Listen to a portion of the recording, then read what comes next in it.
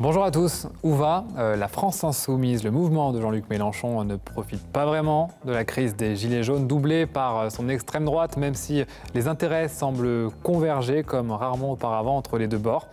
Au point de devenir des alliés objectifs, c'est la question, à moins que la stratégie du patron ne fasse pas forcément toujours l'unanimité. C'est en tout cas la petite musique qu'on entend ces dernières semaines. On en parle avec Benoît Schnecken-Burgère. Il est candidat aux européennes sur la liste de la France insoumise.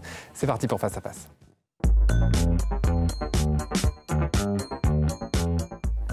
Bonjour Benoît Schnecken-Burgère. Bonjour.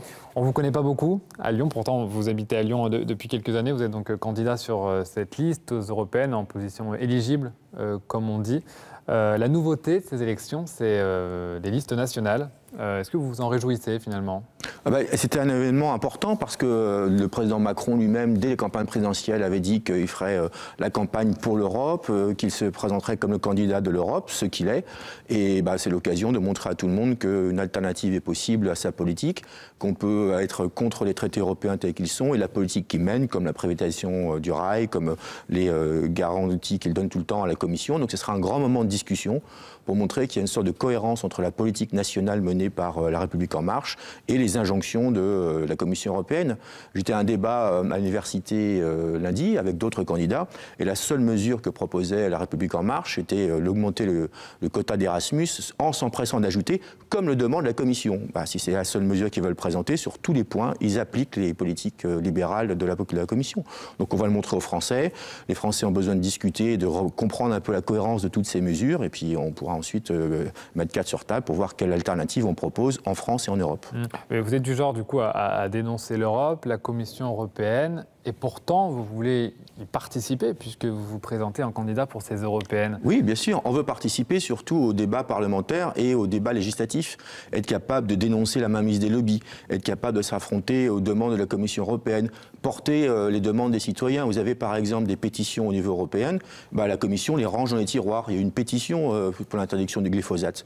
La Commission européenne l'a regardée, a dit non, j'ai un autre projet. Donc tous ces éléments, il faut aussi des députés qui, au sein des instances européennes, défendent la parole des citoyens et s'opposent systématiquement sur toute cette politique qui nous empêche de mener des mesures écologiques ou des mesures sociales. Alors, c'est officiel, les Gilets jaunes préparent une liste pour les européennes. Qu'est-ce que vous en pensez ? C'est vrai que certains gilets jaunes présentent une liste qui est sans doute normale, puisque vous avez des gens qui sont entrés très récemment en politique, qui visiblement ne trouvaient pas jusqu'à présent le moyen d'exprimer, donc certains décident de le faire. D'autres, si j'ai bien compris, ne sont pas non plus encore sur cette position, donc c'est en discussion. Moi je trouve que le moment important des gilets jaunes, c'est qu'une partie de la population qu'on voyait assez peu, qui ne semblait ne pas s'impliquer dans les questions politiques, fait son apprentissage politique très très vite, en quelques semaines, passe au départ d'une revendication qui pouvait sembler anecdotique pour certains, qui était la hausse des taxes du carburant, et puis très vite met en cause la question démocratique, s'interroge sur une autre fiscalité, sur plus de justice, et ils trouveront les formes qu'ils voudront. Je crois que c'est un grand moment de discussion politique, on y a tous à y gagner dans cette manière de reprendre la parole. Et finalement, est-ce que vous ne regrettez pas que ces gilets jaunes aient leur propre liste, puisque en gros ce que vous dites c'est qu'ils reprennent beaucoup de vos idées que vous aviez à la France insoumise? Écoutez, on verra comment ça va se mener. C'est une discussion, c'est une élection politique. Moi, personnellement, à partir du moment où les gens commencent à mettre sur la table des éléments fondamentaux de discussion, comme par exemple le référendum d'initiative citoyenne, comme une autre justice fiscale, nous on fait les mêmes propositions, on va voir jusqu'où va mener cette campagne. Est-ce qu'on va pouvoir finir par trouver des points d'accord? Est-ce qu'au contraire, il faudra qu'on aille devant les urnes pour que les gens départagent entre le projet qu'ils trouvent le plus important? C'est une élection à la proportionnelle, ce qui permet justement de bien voir les sensibilités des uns et des autres. C'est une campagne, il faut qu'elle se mène, et puis on essaiera les uns et les autres de faire preuve de plus de pédagogie et de conviction. Voilà. Et tant pis si ça ne profite pas à votre liste, à votre mouvement, la France insoumise? Évidemment qu'on préférerait que les gens se retrouvent sur les propositions qu'on porte et qui sont les mêmes, sur la justice fiscale, sur l'écologie, sur le référendum. Bien. Après, si ce n'est pas le cas, au moins ces idées auront avancé. Évidemment, on préférerait que les gens viennent avec nous. Mais bon, c'est un débat, c'est ça la démocratie. Et ce débat, cette démocratie, est-ce que ça ne vous réjouit pas finalement qu'elle s'exprime dans les règles de l'art, j'ai envie de dire, dans cette démocratie, dans ces élections, plutôt que chaque samedi dans les rues maintenant depuis 10 semaines? Si c'était que le samedi, ça serait très peu en réalité. La démocratie, elle s'exerce depuis 2 mois sur les ronds-points, au péage. Un peu moins sur les ronds-points maintenant. Depuis que le froid est venu aussi. Il ne faut pas négliger ce facteur matériel important dans la mobilisation. Donc les gens discutent, et puis les gens discutent partout. Vous allez au bistrot, les gens discutent. Vous prenez le train, vous entendez les gens qui en discutent. Donc on a un grand moment d'effervescence politique. Après des années, on nous dit que les gens ne s'intéressaient pas à la politique. Non, les gens ne s'intéressaient pas au fait qu'on leur proposait la même politique. Maintenant qu'il y a l'ouverture d'une parole plus libre, c'est important. Et puis, en organisant un pseudo-grand débat national où il a déjà formulé les questions et les réponses, le président Macron oublie une chose, c'est que les gens ont déjà exprimé ce qu'ils voulaient. Il y a déjà eu des cahiers de doléances, il y a déjà eu des revendications, donc on le sait ce qu'ils veulent, la suppression... Enfin, on sait ce qu'une partie de la population veut. Oui, les gilets jaunes en l'occurrence, et puis tous ceux qui accompagnent. Mais la démocratie, c'est pas ça. On est d'accord. La démocratie, c'est pas ça. C'est pas qu'un petit groupe de personnes, c'est quand même la majorité, la démocratie. Oui, je ne crois pas que la démocratie, ce soit non plus un président qui fait 25% au premier tour et qui dit maintenant c'est moi ou le chaos. C'est pas non plus la démocratie. Vous trouvez que c'est ce qu'il dit, avec ce grand débat notamment que vous avez évoqué? Oui, bien sûr. Ah oui, il est en train. Vous ne voyez pas un esprit d'ouverture? Il se croyait comme Jupiter. Maintenant, on a l'impression de voir Napoléon III. C'est-à-dire, je vais organiser une sorte de consultation et après, je déciderai, je trancherai. Non, c'est pas beaucoup plus démocratique qu'autre chose. Vous trouvez que c'est jamais bien, ce grand débat? C'est pas forcément positif? Ce serait un grand débat organisé, par exemple, comme le font les militants de l'éducation populaire, où les gens font des propositions, peuvent changer l'ordre du jour. Là, vous avez des questions. Je ne sais pas si vous avez regardé les documents d'accompagnement sur le site granddébat.fr. Vous avez des questions qui sont presque, on dirait, vous savez, les formulaires que vous donnent les publicitaires pour qu'à la fin, vous signez parce que vous voulez absolument être convaincu, tellement les questions s'enchaînent. Ils commencent par dire comment financer, et puis quel service supprimer. Et, par contre, la vraie revendication qui est au cœur du débat, comme depuis des semaines, qui est la suppression, le retour sur la suppression de l'impôt sur la fortune, il n'en parle pas. Et tous ces ministres disent non, on n'y touchera pas. Donc c'est un débat. C'est pas exactement ça. Même Bruno Le Maire, qui est le ministre de l'économie, a dit, comme toutes les mesures, elles seront jugées après coup. Il faut voir les résultats. Mais en même temps. Sauf que c'est pas dans les documents, c'est pas dans les propositions, donc c'est pas mis sur la table. Mais vous savez qu'aussi dans ce grand débat, chaque citoyen lambda, sans passer par un élu, peut organiser des réunions publiques dans sa petite commune, plus ou moins grande d'ailleurs, pour ensuite faire remonter certains sujets. Oui, c'est déjà le cas avec d'autres types de manifestations. C'est pas le grand débat. Oui, mais là, c'est institutionnalisé, entre guillemets, si je puis dire. Et qu'est-ce qu'on va en faire de ces propositions? Vous savez comment ça va fonctionner? Qui va les récupérer? Comment elles vont être synthétisées? Qui va choisir? C'est des membres du gouvernement. Donc, on a vu les débats avec les maires. Enfin, vraiment, on était sous le Troisième Empire. Mais justement, qu'est-ce que vous en avez pensé de ces réunions avec les maires? Désignaient les maires qui pouvaient parler. Pas tout à fait, non. J'étais sur place et à chaque fois, il y a une première salve de questions qui ont été préparées à l'avance pour que tous les sujets soient abordés. Puis il y a une deuxième salve de questions qui dure 3 heures, plus de 3 heures, où là, chaque maire lève la main. Moi, j'ai entendu un certain nombre de maires de communes, de collectivités qui ont été effarés par la manière dont ça avait été organisé et qui l'ont dit publiquement. Voilà. Bon, et après, il y a toujours des déçus, c'est aussi de la politique. C'est ça. Voilà. Mais je veux dire, quand moi je vous dis que j'y étais et que ça ne se passe pas comme ça, que n'importe quel maire pouvait lever la main pour prendre la parole, vous n'avez pas envie de me croire par l'information? Moi, je vous crois autant que ce qu'ont dit d'autres maires qui y étaient. Voilà, j'y étais pas. Donc.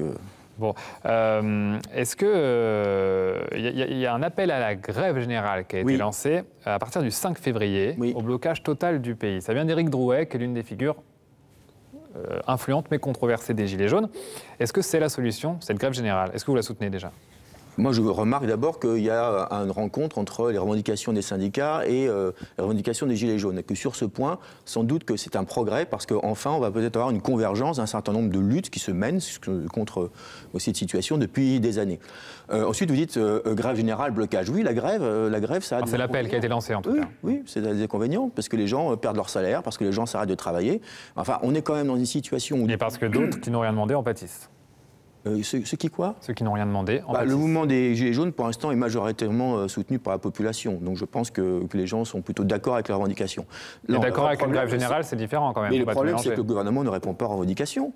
Vous voyez bien que si on est obligé de passer à des crans supérieurs dans la mobilisation, d'abord des occupations de rond-point, puis des manifestations, puis un appel à la grève, c'est que sur les points essentiels, le gouvernement n'a pas répondu. Donc demandons au gouvernement comment il veut faire pour prévenir cette grève générale. Est-ce qu'il veut revenir sur la suppression de l'impôt sur la fortune? Non. Eh ben, c'est quand même une condition importante qui est revendiquée par tout le monde. Et ça vous tient à cœur, cette question de l'impôt sur la fortune? Oui. Pourquoi en fait? Parce que cette mobilisation est née d'un profond sentiment d'injustice fiscale. Voilà. On a l'impression que plus vous gagnez d'argent, les multinationales, les grands patrons, etc., moins vous payez d'impôts, c'est-à-dire que moins vous participez de la solidarité nationale. Tandis que quand vous travaillez, eh ben vous, forcément, vous avez déjà une hausse du coût de la vie, une condition de vie qui se dégrade avec les transports en commun qui sont de moins en moins assurés, vous avez votre salaire qui n'augmente pas, mais par contre, dès que vous avez plus d'argent, vous pouvez le planquer dans les paradis fiscaux, le planquer dans l'exode fiscal. Alors pour le coup, ça n'a rien à voir avec l'ISF. Je peux terminer ma phrase. Et en plus, on supprime l'ISF. Ça fait quand même beaucoup. Est-ce que les gens vivaient mieux avant, étaient plus heureux avant, il y a quelques mois, quand il y avait encore l'ISF? Mais 4 milliards, vous savez ce qu'on peut en faire avec les 4 milliards? On peut l'investir. Investir dans l'économie. C'est le but de l'ISF qui n'a pas été, pour dire les choses honnêtement, pas été supprimé, qui a été transformé en impôt sur la fortune immobilière. C'est-à-dire que l'argent qui ne rapporte rien continue à être taxé et l'argent qui est réinvesti dans l'économie ne l'est plus. Non, c'est pas ça. L'impôt sur la fortune, c'est une mesure très symbolique au départ, qui consiste à dire que ceux qui gagnent plus n'ont pas à payer d'impôts. Donc ça, c'est scandaleux. Ensuite, c'est 4 milliards, c'est pas rien 4 milliards. Vous dites que ça rapporte pas grand-chose. Si, ça rapporte de l'argent, 4 milliards. Oui, mais enfin, 4 milliards, on peut les réinvestir. Tout est proportionnel, tout est relatif. Ah bah si tout est relatif, il n'y a plus rien à dire, mais enfin... Non mais enfin, parce que ce que vous dites n'est pas complètement juste.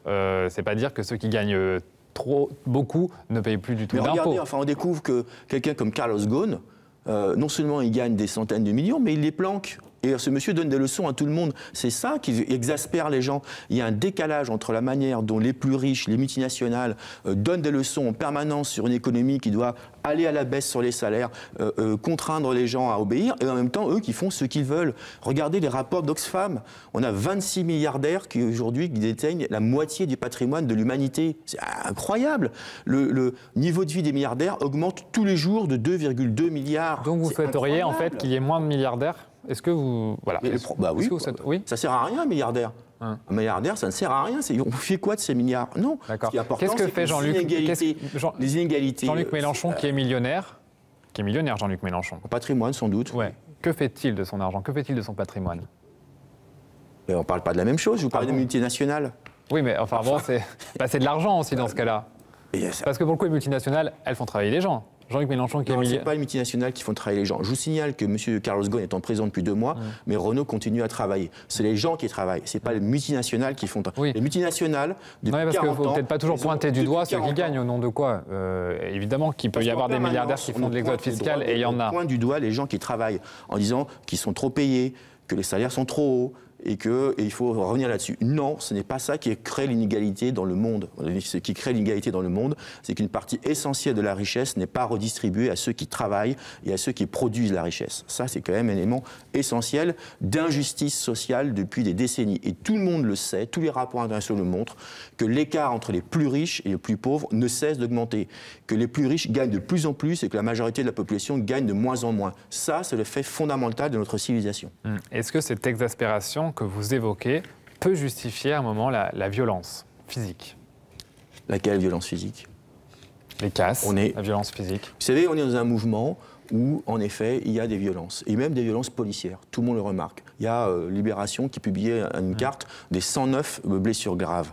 Donc on est dans un moment de grande tension sociale sur lequel on doit inviter la désescalade. Et la désescalade, elle passe par des mesures qui doivent être apportées et répondre aux revendications. C'est essentiel. Mais vous qui avez travaillé dans la sécurité, vous avez été notamment le garde du corps de Jean-Luc Mélenchon.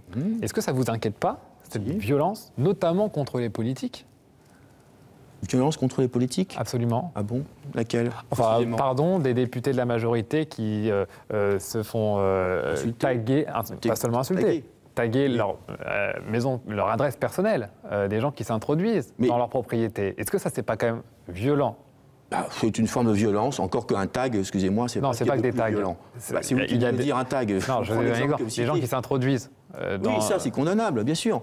Mais bien sûr que c'est condamnable. Toutes les violences sont condamnables. Mais comment on en est arrivé là? on est arrivé là à une grande situation d'exaspération, quand les gens n'ont plus rien pour finir leur mois, quand les politiques au gouvernement sont sourds à leurs revendications, quand la stratégie du gouvernement a été d'abord la répression. On ne peut plus faire de manifestations depuis quelques mois sans qu'on soit systématiquement confronté à des NAS, à des grenades lacrymogènes. Les gens sont exaspérés. Alors évidemment, ce n'est pas la bonne solution. Mais néanmoins, il y a une violence d'État qui empêche l'expression des revendications populaires. Il faut la prendre en compte. Sinon, il n'y aura pas d'escalade.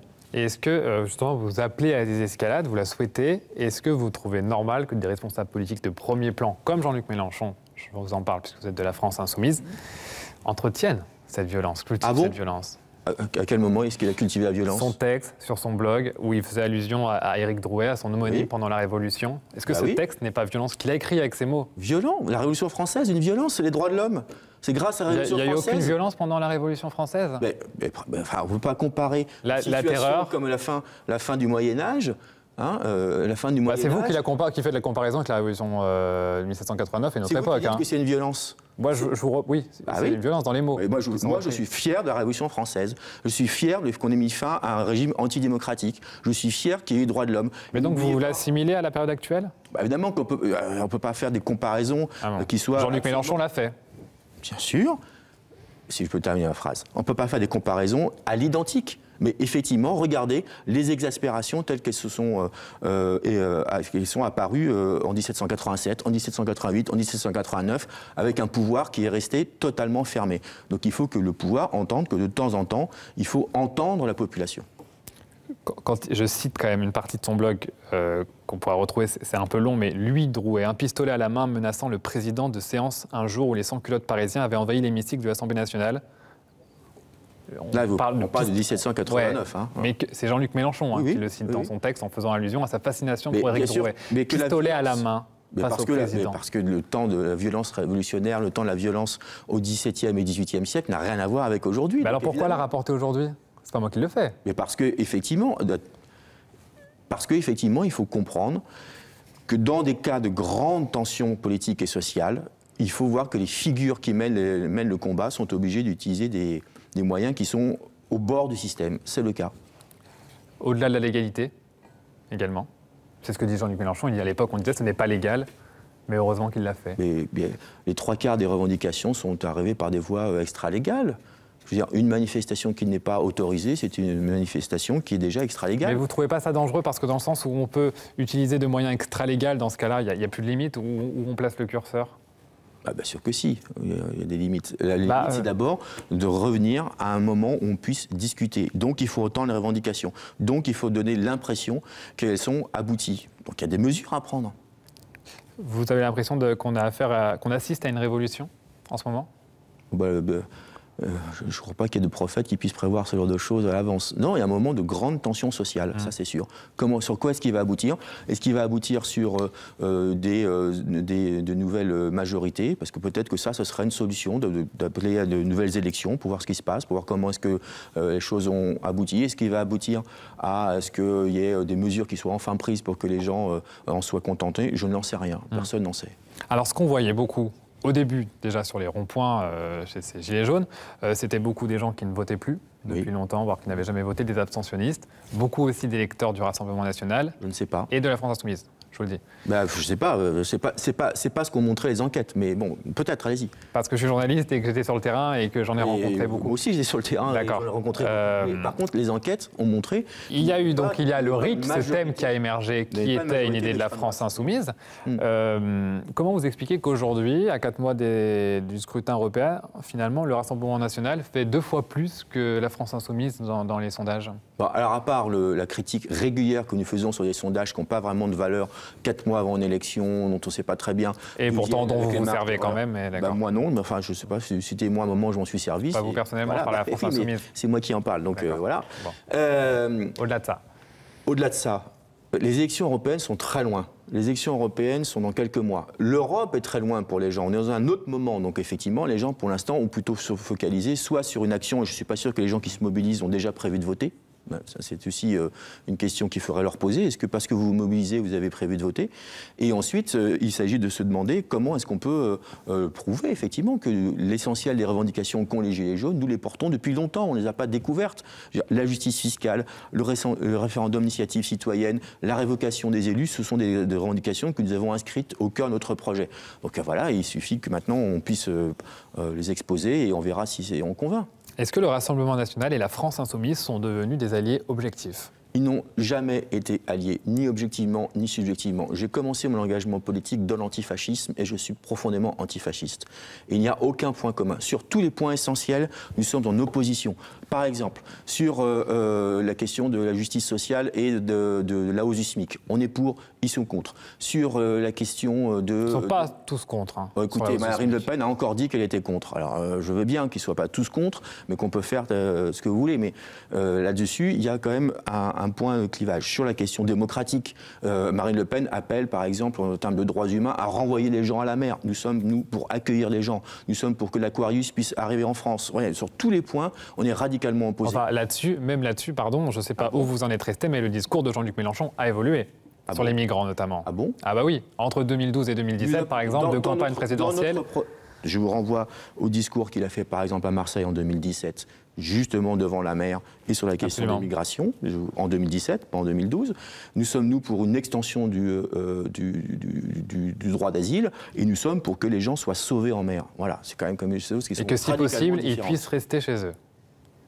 Évidemment qu'on préfère avec les Syriens et pas besoin de fuir parce qu'il n'y a pas de guerre et donc il faudrait une solution.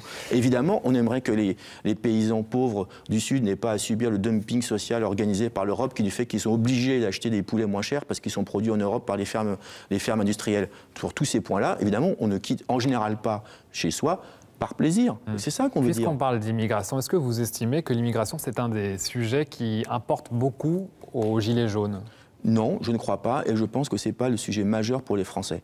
Les sujets majeurs pour les Français, on les entend en permanence. C'est le niveau de vie, c'est l'avenir écologique, c'est l'éducation des enfants. Voilà, ça, et la question démocratique. En revanche, M. Macron essaye toujours de reconstruire un axe où il dit c'est lui ou le chaos.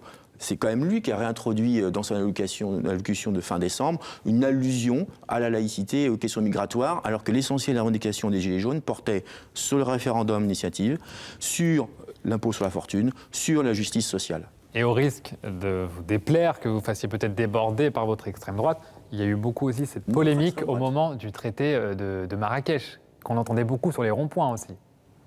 Qui là, pour le coup, a été propagé plutôt par l'extrême droite. Oui, donc je vois pas... Je parle de la question migratoire, non, parce que vous dites que c'est pas une préoccupation. C'est pas mon extrême droite. Non, l'extrême droite de tout le monde, l'extrême droite. Oui, mais là encore, bien sûr que les militants actifs de l'extrême droite essaient de faire feu de tout bois. Mais enfin, c'est absurde, ça n'a rien à voir avec ce qui est en cause. La question migratoire n'est pas du tout au cœur des questions des Gilets jaunes. Ils veulent des services publics, ils veulent pouvoir travailler dignement, ils veulent pouvoir être payés dignement. Ce n'est pas la question migratoire. Et donc, une des grandes... c'est M. Macron qui remet la question migratoire dans le débat. Lui sera comptable de cela. Un des grands thèmes qui a émergé de cette contestation, c'est la question démocratique, avec le RIC et la dissolution, la proportionnelle. Ça, pour le coup, ce sont des projets que vous partagez avec le Rassemblement national. Non, pas avec le Rassemblement national. Ah bon ? Ce sont des revendications démocratiques depuis très longtemps qui sont partagées par beaucoup de gens. Oui, mais dans ce combat-là. Dans ce combat-là, mais... C'est la France insoumise et le Rassemblement national qu'on entend sur ces sujets. Non, on n'entend pas. Vous pourriez citer M. Hamon, par exemple. Vous pouvez citer les Verts, qui sont là-dessus depuis des années, sur cette question assez engagée. Ce n'est pas le Front National qui porte de manière première cette question. Madame Le Pen n'est pas pour la suppression de la 6e République. Elle aimerait incarner une 6e République où elle serait la chef. Nous sommes pour une 6e République. C'est-à-dire que si nous prenons le pouvoir, nous disons aux gens, maintenant, on fait une constituante. Une partie sera tirée au sort. Vous pourrez discuter. On pourra mettre sur la table les questions démocratiques, étendre le droit démocratique à d'autres institutions, faire entrer plus de démocratie dans l'entreprise. Sur tous ces points, le Front National ne dit rien, voire il condamne cette question. Vous demandez la dissolution de l'Assemblée nationale en cas, s'il y en avait une, s'il y avait de nouvelles élections anticipées, en cas de triangulaire. Est-ce que vous appelleriez à faire battre la République en marche, quel que soit l'adversaire en face ? Non, je ne suis pas sûr que la question se pose dans ces termes-là. Faisons d'abord des élections. Voyons combien est triangulaire. Non, mais c'est pour comprendre... La question des élections ne se pose pas par le cas final des triangulaires. La question des élections, d'abord, c'est répondre à une situation de crime de régime. Il y a une crime de régime. À l'évidence, beaucoup de commentateurs, pas forcément des gens de la France insoumise, estiment que la Ve République arrive à son terme. On a une crise majeure de contestation du pouvoir. Soit le pouvoir arrive à la gérer, soit n'arrive pas. La situation normale, c'est de retourner devant les urnes et dire comment on sort de cette crise. Vous vous présentez donc aux élections européennes avec une crise qui touche aussi le continent européen, entre les nations. Qu'est-ce que vous ressentez quand vous voyez ce regain de tension au sein des nations européennes ? On est à une période de grande crise. Pourquoi ? Parce qu'on a une crise économique, une crise politique et s'annonce devant nous la crise écologique. Donc c'est clair que c'est un moment d'incertitude pour beaucoup de gens. Donc là-dessus, il faut avoir un projet cohérent et pas un projet cohérent juste pour quelques années. Un projet cohérent qui nous dise comment d'ici 2050, on réoriente majoritairement notre économie, notre distribution, notre production pour répondre à l'enjeu climatique et à l'enjeu écologique. Et ça, effectivement, c'est quelque chose qui inquiète. Il faut absolument y répondre. La situation en Italie, qu'on entend beaucoup ces derniers mois, avec cette nouvelle coalition entre populistes de gauche et extrême droite, est-ce que ce modèle-là de gouvernance vous inquiète ? Oui. Il m'inquiète parce qu'effectivement, c'est une très mauvaise manière, un très mauvais signe. Alors, je ne suis pas sûr que le mouvement 5 étoiles soit seulement de gauche. Il faudrait regarder à un moment, Beppe Grillo, au début, quand oui. il a émergé, on comparait même à Jean-Luc Mélenchon, qui disait prendre l'exemple. Oui, voilà. absolument. Bon, mais je ne suis pas sûr que ce soit... D'ailleurs, je ne dirige plus le 5 étoiles et je ne suis pas sûr que le mouvement 5 étoiles ait évolué dans le bon sens. La preuve, sur les questions récentes, lorsque la Commission européenne retoque le budget italien, les premières mesures qu'il relève sont les mesures sociales. Donc ce régime, en réalité, effectivement, est très inquiétant parce qu'il met en place une politique d'extrême droite. Merci beaucoup, Benoît Schneckenburger, d'avoir été mon invité candidat aux européennes. Très bonne semaine à vous sur TLM. Au revoir.